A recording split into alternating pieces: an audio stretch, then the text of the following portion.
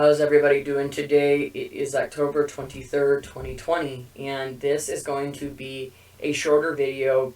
It's just something that I just saw, and I just wanted to, talk about it really fast. This was from the 17th. I have another article that was from today, talking about the same thing, but we'll start with this one. It says, rural hospitals in Midwest face a viral surge, okay, from the 17th.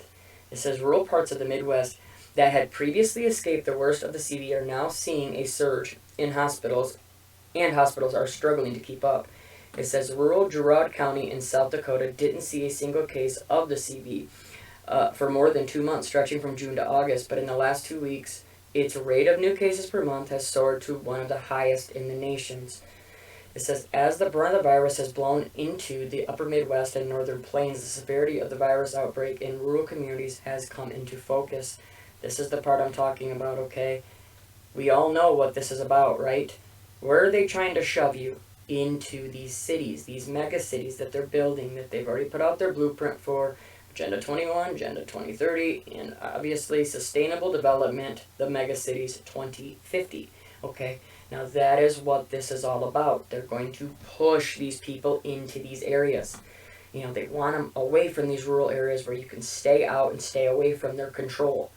It says doctors and health officials in small towns worry that infections may overwhelm tight-knit communities with limited medical resources. See, so they can run right into here too. I told you about these targeted areas, right? They target these areas. They know they want to get these people out of these areas, and they'll do whatever they have to do that, so they can zoom in. They say the virus is bad in these areas. They come in, they target them, they restrict them, they lock down, they force them to leave, whatever it is.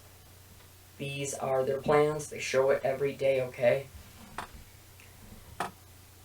Yeah, and look, it says, but many say they're still running up against attitudes on wearing masks that have hardened along political lines and a false notion that rural areas are immune to widespread infections. I've never heard anybody say that, so, but either way, yeah, people don't want to wear the mask. Do you blame them? I don't. We know the truth. We don't need to have these things on, and it is only part of a psychological warfare that they're using on us, okay? Those masks are used for so many things. You got to realize that, number one, it's psychological. When you walk out your door, you would not know anything was any different. Trust me, you all know this. When you go out, everything's fine.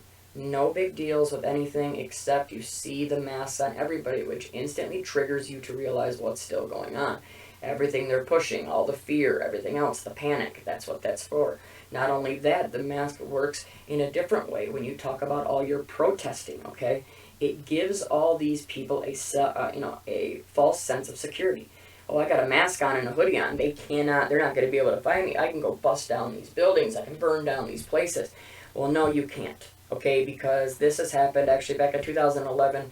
France had pretty much the same exact stuff going on, and it took years, but their facial recognition software has now gone back and got almost every single person that looted, destroyed any property, or did anything illegal during those riots. So don't think that they can't track you with this. There's facial recognition software that only needs from the nose, brim of your nose up. So it doesn't even need the bottom half that your mask is covering. It says counties across Wisconsin, North Dakota, and South Dakota, and Montana sit among the top in the nations for new cases per capita over the last 2 weeks. According to who? Every time, right? I've been screaming this. I know you're probably sick of hearing it, but there's a reason I keep saying it, because that's the only place that they say has this data. The data they go off of, always. It's always because of what Johns Hopkins University has told you. They're experts and they're researchers, right? It's ridiculous.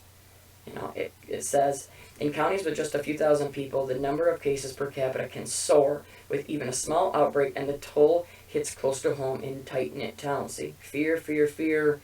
Now we're coming to target your area. It says, even as outbreaks threaten to spiral out of control, doctors and health officials said they're struggling to convince people of the seriousness of the virus that took months to arrive in force.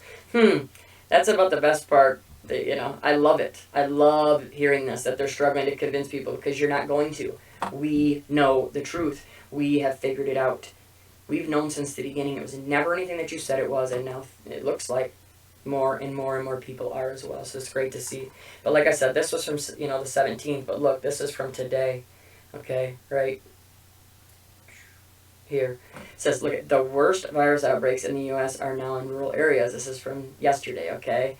Look at this. I can't click on it. I click on it, it instantly wants me to pay for it. But and of course, not many more are covering it. It says rural counties of fewer than 10,000 people are seeing more cases than any other time during the pandemic. So see, push you to the cities. They got to get you out of these areas, okay? Right there, North Dakota, same thing. They don't want you in the country. They don't want you in these areas. U.S. virus climbs toward a third peak. I mean, it's just fear, fear, fear.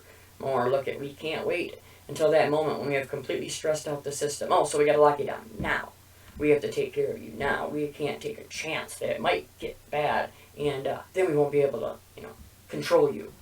It's very obvious to me. I know it is. If you have eyes to see and ears to hear, that's why it says that in the Bible. Our eyes have been, opened. We are awake to the deception. All right, the veil has been lifted. They cannot hide it from us anymore. So let's continue to pray. Let's continue to share information. Talk to your friends. Talk to your family. Email this to anybody. Share my video anywhere. I don't care. You don't even have to put links on it to me. I do not care. Just share the information, please. Everybody stay safe. Stay strong. No fear. We'll talk to you soon. God bless.